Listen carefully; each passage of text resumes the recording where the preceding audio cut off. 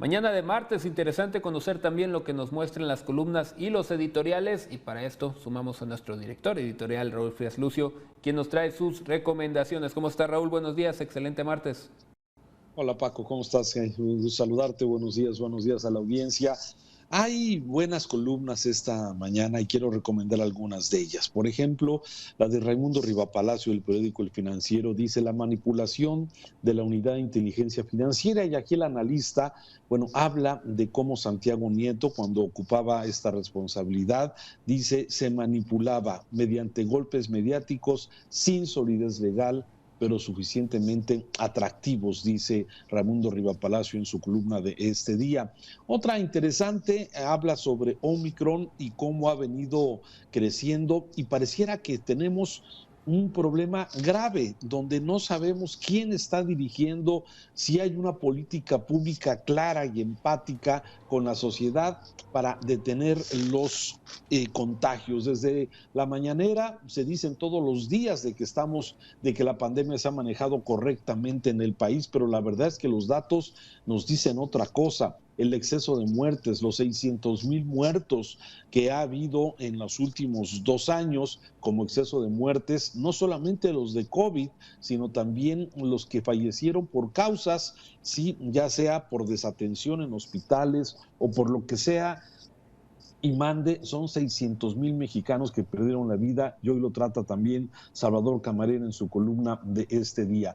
Pero déjame referirme a la columna que este día publica en el periódico financiero Alejo Sánchez Cano, ¿sí? Y la titula Gobernadores omisos y rebasados por el AMPA. La inseguridad pública ni siquiera se mantendrá en los niveles que se tienen ahora, que de suyo son alarmantes. Estará peor aún con la militarización del país. Y aquí Alejo Sánchez pues hace un diagnóstico muy malo, Paco, muy malo para el futuro de este país. Dice lo siguiente: terminará el sexenio actual y la inseguridad pública ni siquiera se mantendrá en los niveles que se tienen ahora, de suyos alarmantes. Estará peor aún con la militarización del país. Estamos viendo con los nuevos gobernadores que ganaron las elecciones el pasado 6 de junio que los índices delincuenciales van al alza, tal como sucede en Zacatecas. No obstante, el apoyo del gobierno federal en cuanto a mandar más efectivos de la Guardia Nacional y del Ejército, que para el caso es lo mismo. La estrategia ordenada por AMLO de abrazos no balazos se aprecia más como una burla que como una herramienta eficaz para combatir a los criminales. En los últimos 3 sexenios, el de Calderón, Peña Nieto y López Obrador, México ha virado hacia un estado fallido, en donde se han perdido vastas regiones del territorio nacional a manos de la delincuencia. Gobernadores van y vienen y el conflicto se recrudece a tal nivel que ni siquiera con la milicia y con apoyos presupuestales se ha podido domar a la fiera. Desde el Congreso, los grupos parlamentarios del PAN, del PRI y del PRD rechazaron la creciente violencia generada por el crimen organizado en los estados de Zacatecas, Veracruz y Morelos, y exhortaron al presidente de la República y a los gobiernos estatales a implementar acciones para garantizar la seguridad de las y los mexicanos. Un extrañamiento y desde luego situación preocupante en Morelos, en Veracruz, y desde luego Zacatecas y algunas otras entidades que seguramente se van a sumar a esta violencia. Y de ahí me paso a otra columna del periódico El Universal.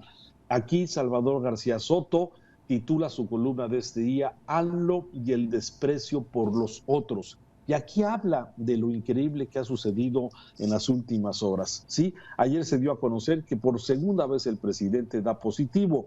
Si en el primer contagio el presidente se desapareció varios días dando pie a todo tipo de versiones y especulaciones sobre su estado de salud, en este nuevo contagio el mandatario infringió flagrantemente las normas sanitarias básicas y los principios humanitarios. Desde el domingo, dicen sus cercanos, que el presidente empezó con algún tipo de molestias. Eso era suficiente para haberse aislado.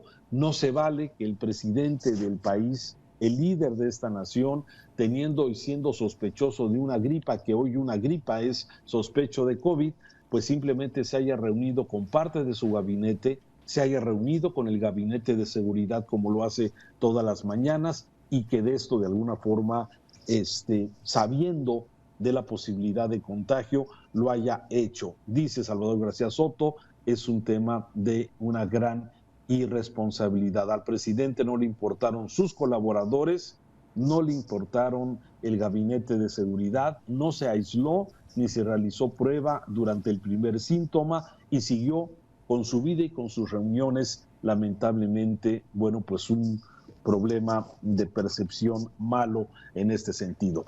Hasta aquí algunos de las columnas más interesantes, Paco, y desde luego la recomendación, tenemos que seguir cuidándonos porque esta variante y hoy el COVID está afectando a muchísimas personas, muchísimos mexicanos, afortunadamente con menos síntomas, pero no podemos decir que esto esté superado. A cuidarse.